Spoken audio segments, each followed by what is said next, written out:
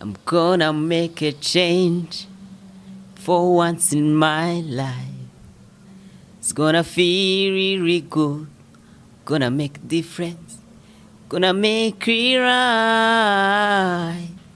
As I turn up the color on my fifth winter coat. This wine is running my mind. Wow. Yeah. Nkanjye niga civil engineering. Ushobora kumbwira ati vayo nkorera agapura akadove utuntu nk'utwo nyine ntari bindi akora, ariko ku bijyanye wenda no kuvuga ngo aha niho hantu navuga mbarizwa ku buryo nshaka kuvuga ngo ndiga ariko mbifatanya no gukora icyo kintu. Muri no minsi naka business ndimo nkora kitwa, cyangwa se hari n'abakaza benshi ndakeka mu badukurikiye, abatakazi rekana n'abashishikarize kuzambaza kuko ni keza, ni ikintu wakora ufatanya n'ibindi cyangwa se ukanakigira business yawe. Ni umusore ariko ni n'umugabo, ni umugabo ariko utubatse. Ndi umugabo utubatse.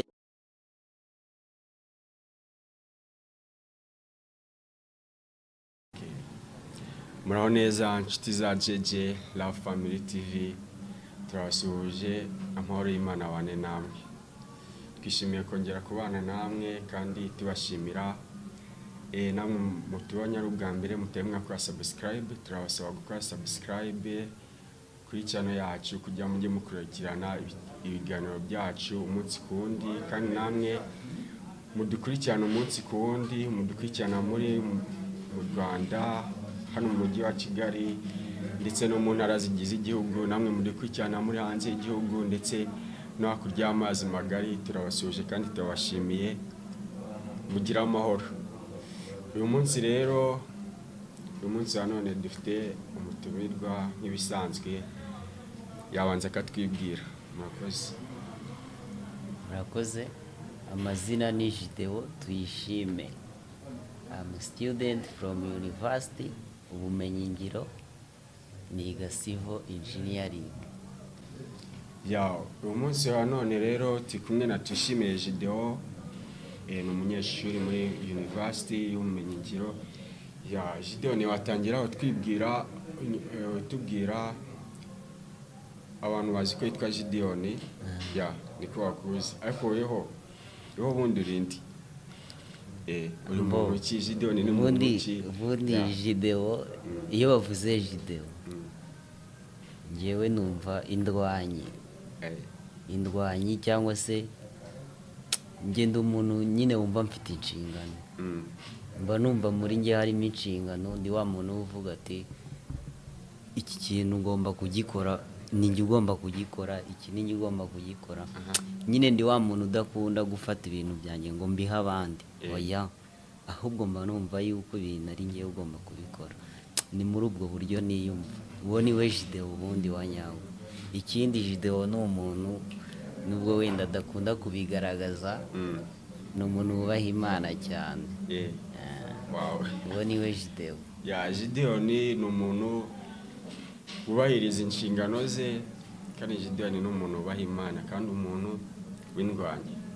Gideon ubundi uri umugabo urubatse, nyine abantu biga kaminuza, ngiye ko mbizi nzi ko yigamo abantu abubatse ngo abantu bakiri abajene. Uri umwe tubwire. Gideon nubwo ntivuze ngo nirangize, ni umusore ariko ni n'umugabo. Ndi umugabo ariko utubatse. Ndi umugabo utubatse ariko ndabiteganya wenda nabyo bizaba. Ubwo ngubwo mu magambo make yamvuze ngo ndi single mu ndimi z'amahanga, nibwo byahita byumvikana cyane, ariko ndi umugabo.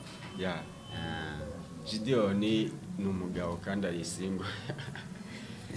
None watubwira, niyo turi kuganira ugeze muri kaminuza mu minsi yashize, nibwo wari uvuye muri segonderi.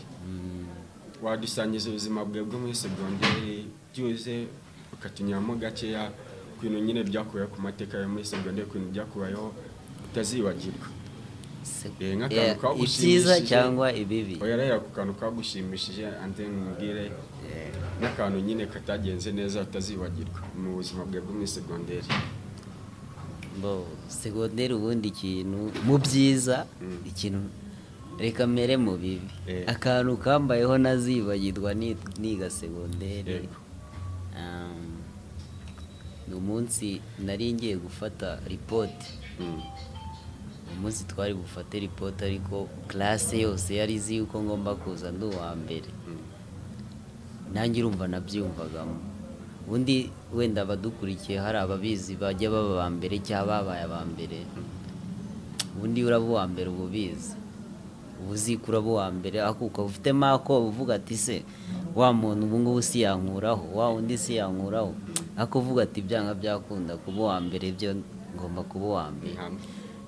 Uwo munsi rero byari mu magoroba nyine nka saa 5 z'ijoro tugiye gufata amaripoti. Nzi ko ndaba uwa mbere rwose ndebye kuri ripoti mbona hariho 3 inshuro 2 wa 33 ewana. Ako kantu karambabaje niko kantu ka segonderi ntazigera nibagirwa. Usibye yuko wenda nyuma nararekramye na amasomo batari banditse nararekramye biratungana ariko urumva narababaye n'ubundi. Naho mu bintu byambayeho mu gatangaje akantu kabayeho gatangaje mu masomo ya segonderi buriya njya kwiga na hari section nabanje kwiga nkigera mu mwaka wa 4 nyifata option nayizemo mu wa 4 nyigamo ibihembwe 2 ariko igitangaje nuko atari yo nyine nasorejemo. Yari iyo bita MVM cyangwa se mechanique niyo ni kwizwi biza kurangira ko nsoreje muri construction. Urumva ni cyo kintu numva cyambaye gitanga.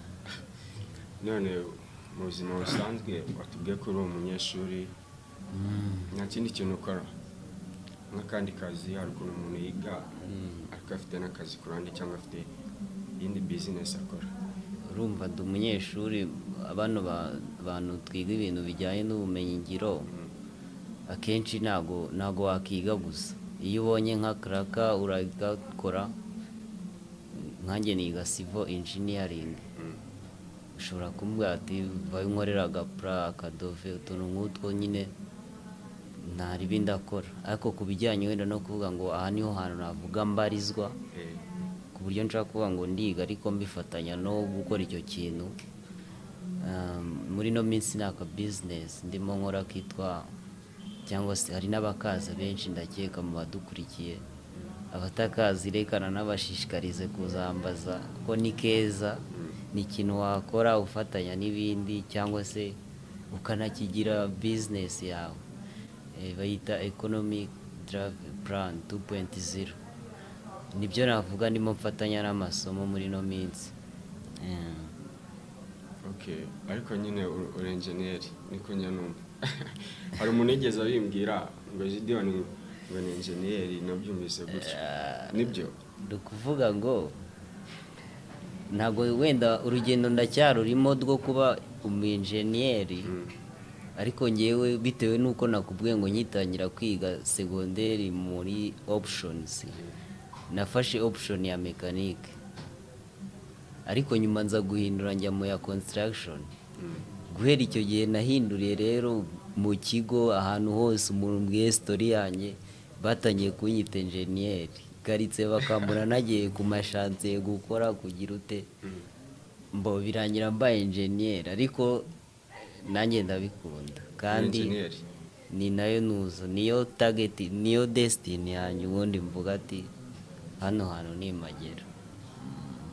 Okay, dusubire inyuma kuri business watubwiye ukora ubundi wabitangiye gute watangiye ryari usobanurira abantu badukurikiye basobanura uburyo business imeze kuko hari abantu baba babyifuza dusobanuye neza nyine uburyo watangiye uburyo bigenda nyine n'uburyo ukora. Business nkora ukuntu nayitangiye rero ni story ndende wenda ntabwo nayivuga mu kiganiro ngo nyirangize nyuma ya kamera ndaza kuyikubwira neza ariko ukuntu imeze ubundi story yo kugira ngo ntangire iyo business nayibwiwe n'umuntu nazi.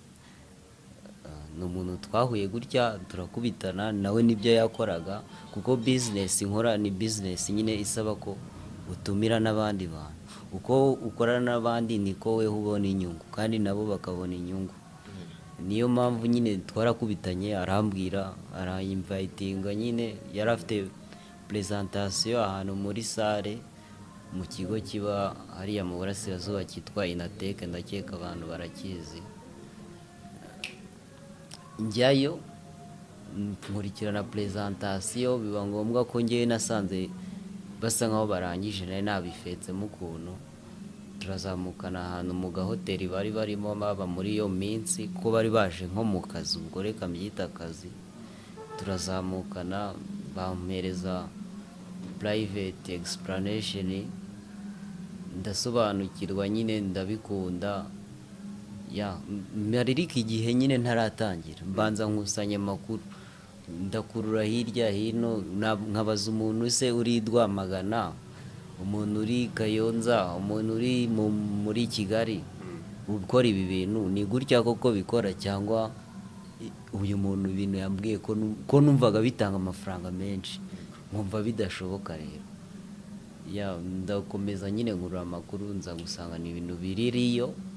Njya no kuri ofisi yabo hano hirya kwa Makuza, ndakeka abantu benshi barahazi, kuri Peace Plaza.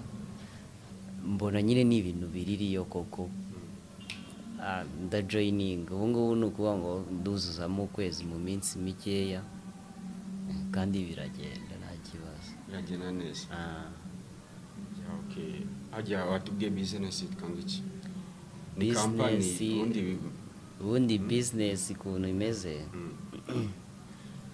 reka nyite company. Ni company ikorera mu gihugu cya Philippines, niho ifite icyicaro gikuru, ariko no mu Rwanda irahakorera, ikorera mu bihugu 14 ku isi. Ni ukuvuga ngo yageze mu Rwanda 2017, urumva imyaka ihamaze ntabwo ari mikeya. Imaze imyaka 14 ikorera ku isi, birumvikana ntabwo ikiri mu igeragezo. Ikora ibintu bijyanye, nimba nabyita imiti, reka mbyita imiti, gusa ni ya miti ushobora gukoresha utanarwaye, ishobora kurinda ubuzima cyangwa se igatabara ubuzima. Ubwo iyo mvuze kurinda ubuzima, ni wa muntu aba ari muzima akakavuga ati ubu buzima ni gute nabugumana ari buzima. Hakaba no kuba waba ufite ikibazo mu buzima, noneho kugira ngo ubutabare bugaruke mu buzima, bwongere bube buzima. Ni gutyo ikora, ariko harimo n'ubundi buryo bwinshi umuntu akoramo amafaranga butandukanye. Okay, Gideon, tuyishimire. Watubwira mu bintu ukora ari business cyangwa ibintu bijyanye n'ibyo wiga, hari ibintu by'imbogamizi ugihura nabyo? Imbogamizi cyangwa nk'abantu bagucinege mu buzima? Imbogamizi ntabwo zijya zibura, wenda mpereye nko ku byo niga. Ubundi ni nayo nuza yanjye, ni nayo kariya, nicyo navuga niyo kariyeri. Muri no kariya y'ubwubatsi cyangwa se y'ubwenjeniyeri, imbogamizi za mbere ni ukuba ubundi uri umwana. Urumva ubundi abenjeniyeri tuzi ko ni abantu bakuru.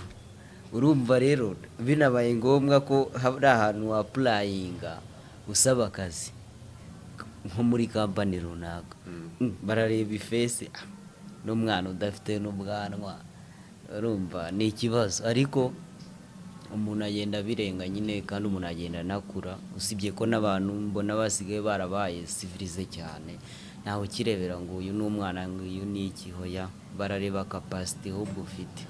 Izo nizo mbogamizi. Izindi mbogamizi wahura nazo wenda muri business nkora, harimo nyine kuba ari ibintu nyine bisaba ko umuntu aba ari umuntu ukoresha nuza social media. Urumva kwibwira nk'iyo business umuntu utazi social media ni imbogamizi cyane. Gusa iterambere rigenda rigera kuri bose, buri muntu wese nyine. Ndakeka ubu ngubu ni abantu bake babwira ngo WhatsApp ngo Facebook namenye ibya ni bake.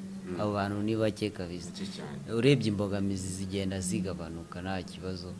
Wenda imbogamizi zindi navuga ni izo gufatanya guhiga amafaranga no kwiga. Urumva birabogamirana ariko ukagerageza nyine gutekinga risk ugashobora kubifata ukabikora.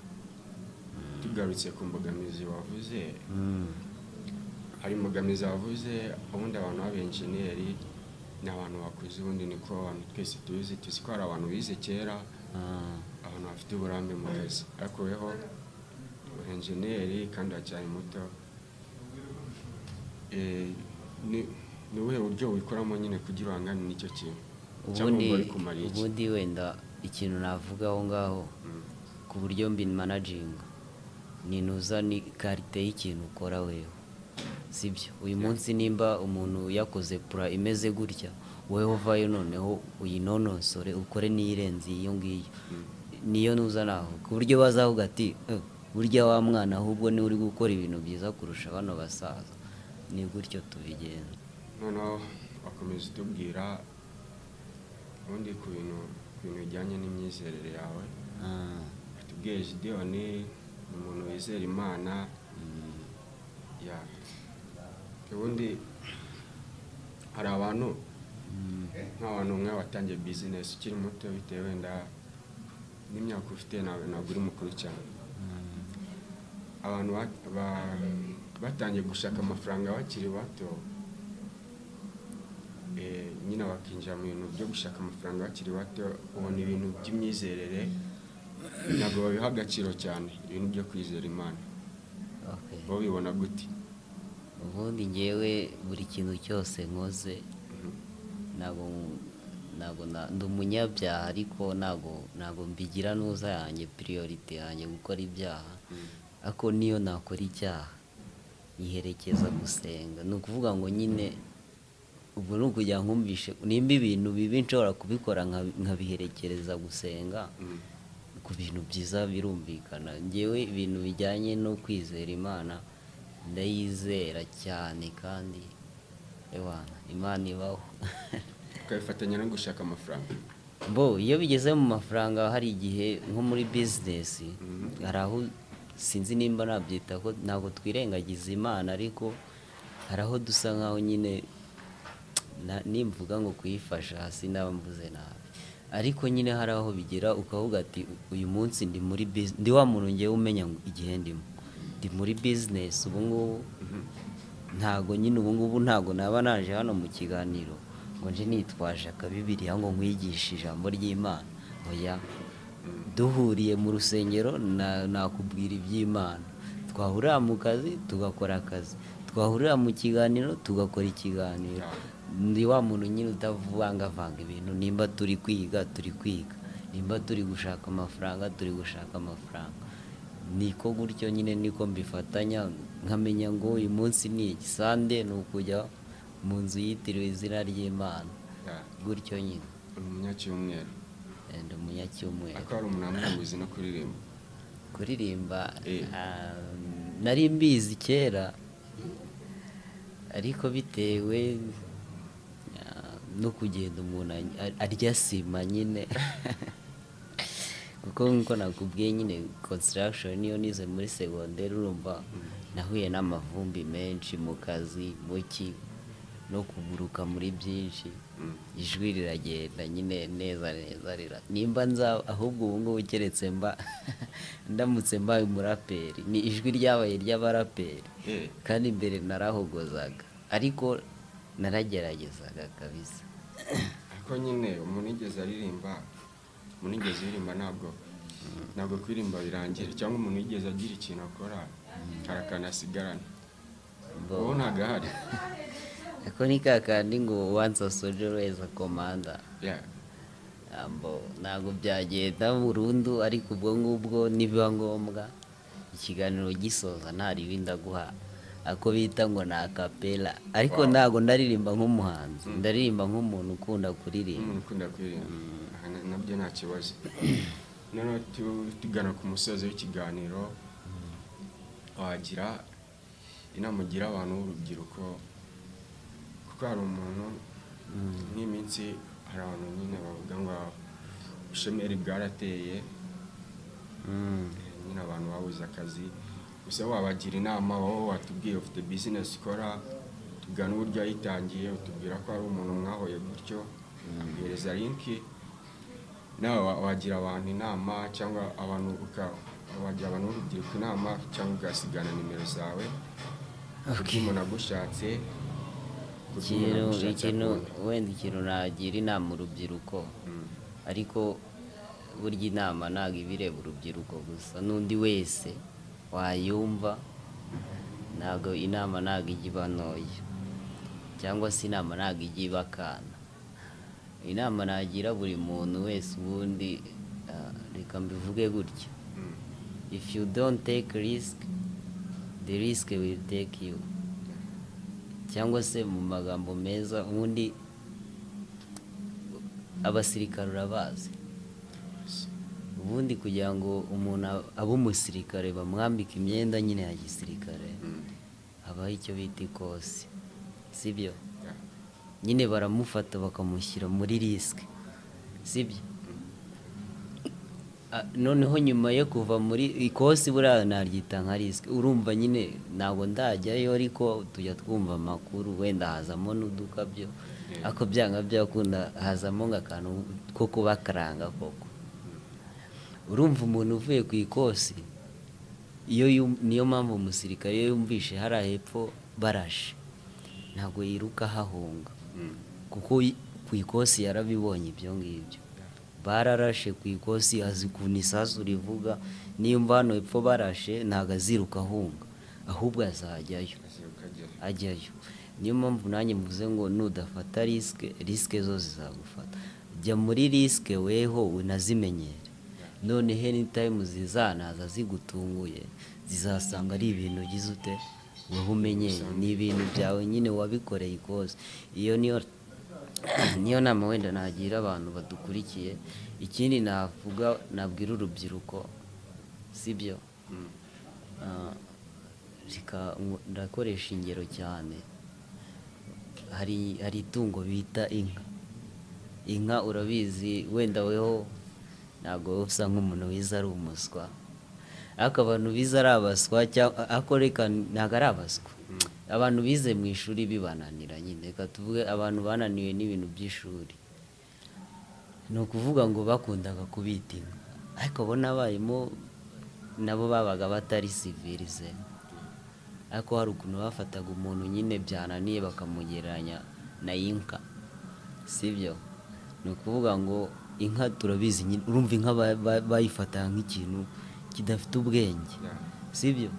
Ariko nyuma inka nubwo bayifataga nk'ikintu kidafite ubwenge, bakayigira ute, bakayikama amata ariko yera, amata asa umweru meza, kandi burya ujya wumva ikintu umuntu yambaye inkweto nziza y'umweru akavuga ati aya mata, nyine ukumva ko noneho ahubwo product z'inka, ya nka bavuga ngo ni ikintu cya fake, ariko product zayo nk'ubu ngubu wambaye amata. Urumva hari ukuntu umuntu ku ishuri yajyaga yambara urukweto rwahakana akagata amata yanjye aratokowe, amata kumva ko nyine ni ikintu cyahatari kweri. Ubwo ngubwo inama nshaka gutanga mwaho ngaho, nimba uri urubyiruko, hari urubyiruko nyine usanga ruvuga ati ntabwo nakora kariya kazi, ntabwo nagira ute, sibyo?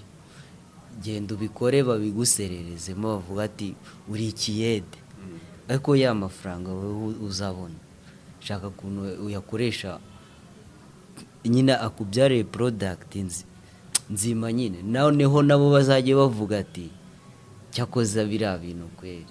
Nka ya nka nayo yirirwa mu bintu za mu biki, ariko after igatanga product nziza nyine bakazikunda. Kandi ni muri ubwo buryo nagiramo inama buri muntu dukurikiye, ariko nanabwira gutinyuka.